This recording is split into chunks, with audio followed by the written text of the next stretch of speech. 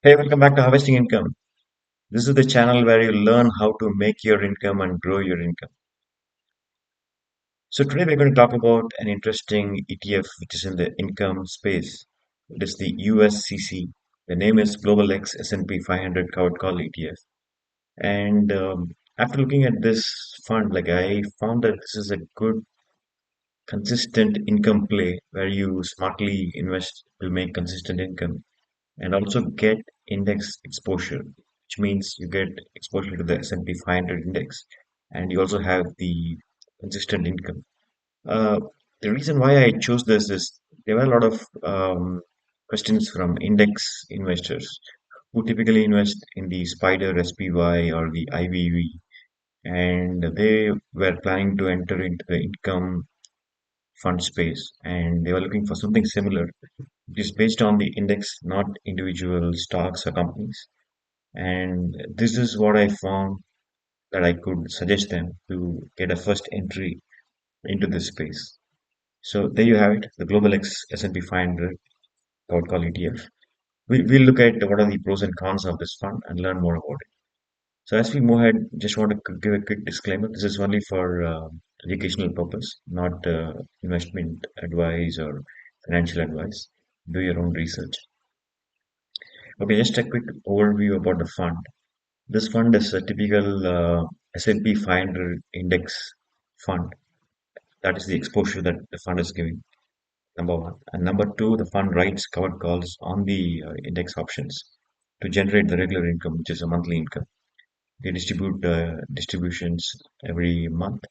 So, and the income comes from the writing of covered call options. It's a typical covered call exchange traded fund. If you've been watching my channel, this is something you're familiar with.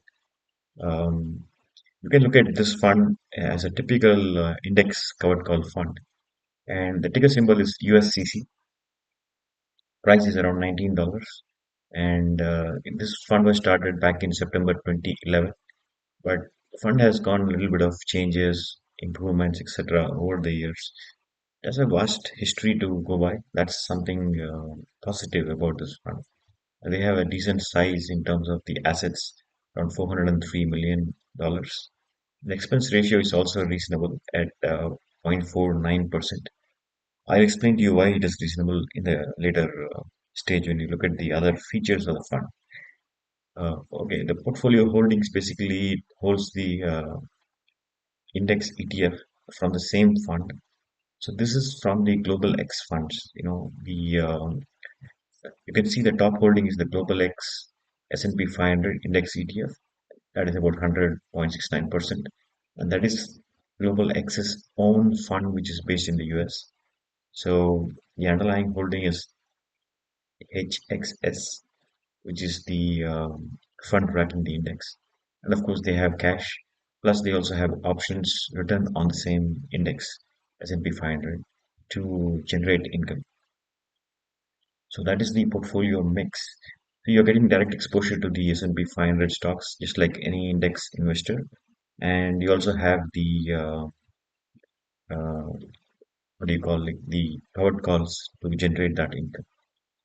Okay, moving on, we go to the returns part of it. This is the most interesting part.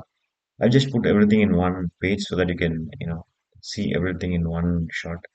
Uh, in terms of capital appreciation, if I look at the current price, $19.22, and when I compare with price 1 year ago, the capital appreciation is about close to 4%, 3.9 to be precise.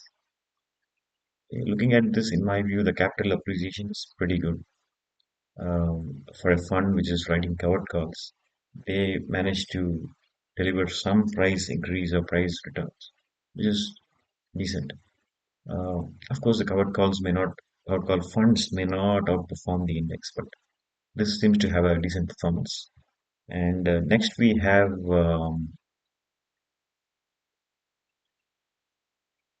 the trailing 12 months dividends, which is at 1.44. So there you have it. You have the dividend yield, which is slightly lower. Um, Most of the funds in this category provide like double-digit dividend yields, but some of them provide slightly negative capital appreciation. So it's like a kind of a balance between the two that we are trying to achieve. So I would say the dividend yield is slightly lower to my liking. However, the total returns are pretty good. Like overall, it's like 12% returns. The reason I'm saying pretty good is because you're investing in an index fund. So the returns are pretty decent. And, but personally, I would prefer like something more than 12%, like 13, 14% is something I would like. But this is a decent fund. You can look at it. And especially if you're someone who's looking for a capital stability or preservation, this is the fund to look.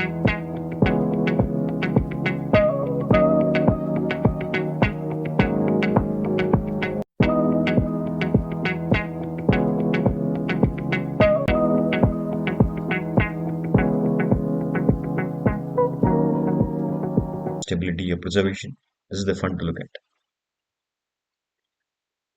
Okay, let me look at the breakdown of the fund strategy. So here, like if you look at the strategy, which is it is interesting.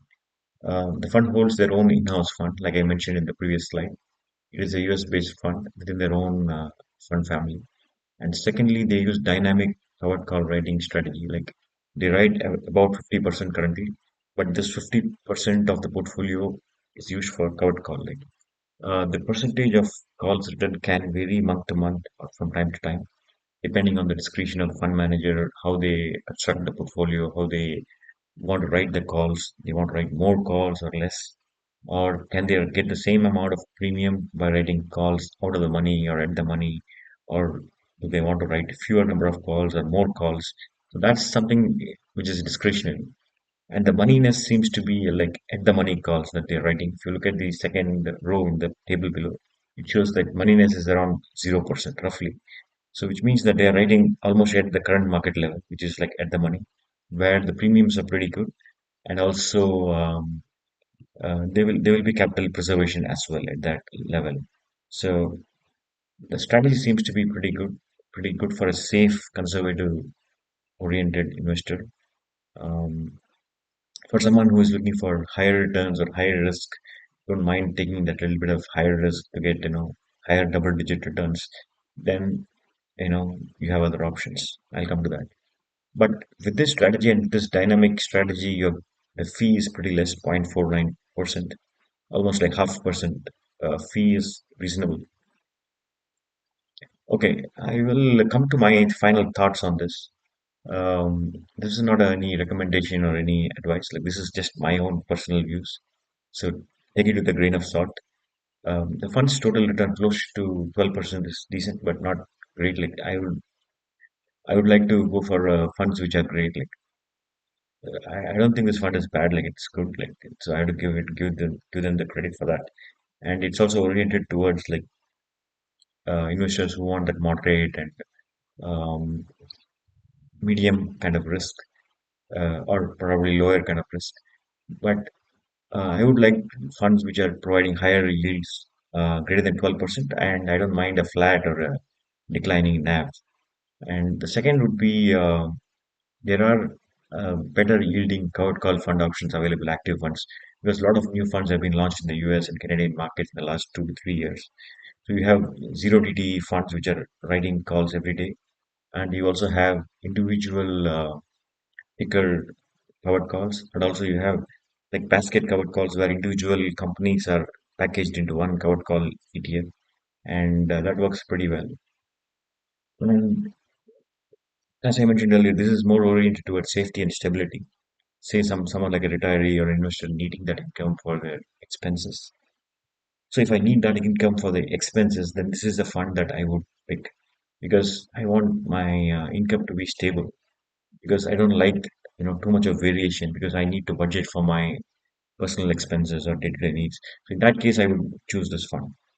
But if I am not so much oriented towards the income for my day-to-day expenses, I am an income-oriented investor, but I am not really depending on this fund for my day-to-day expenses. In that case, I would look at various other funds which have a little higher risk, but giving you the bang for the buck, more returns. So that's how I would go about it. Uh, Yeah, so if you're someone looking for a little higher return, like but a similar kind of design, I would consider you to look at USCL, which has a leverage, same design, same fund. but the fund that USCL fund has a 25% leverage. So compared to USCC, USCL will give you more returns, like 25% more. But keep in mind that the USCL can also go down, like when the markets are down or things are not favorable. The leverage can pull your returns down. You will get more in terms of negative returns. So it's a kind of double-edged sword. But when you look at the potential, you are getting close to 14% yield. That's the potential you have.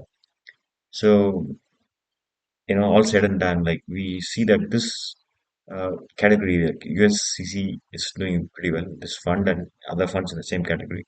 And if you are someone who is a long-term investor and don't mind the leverage, then you can push it a little bit further to, a little higher yield, and it is pretty safe. Like it can be a decent portion of your portfolio. So those are my views. Like since you're familiar with the pros and cons, like this fund also has the same kind of design and pros and cons like any other covered call ETF. I hope you like this video, and if you have any comments, any questions, please drop them below. Thank you. Have a great day.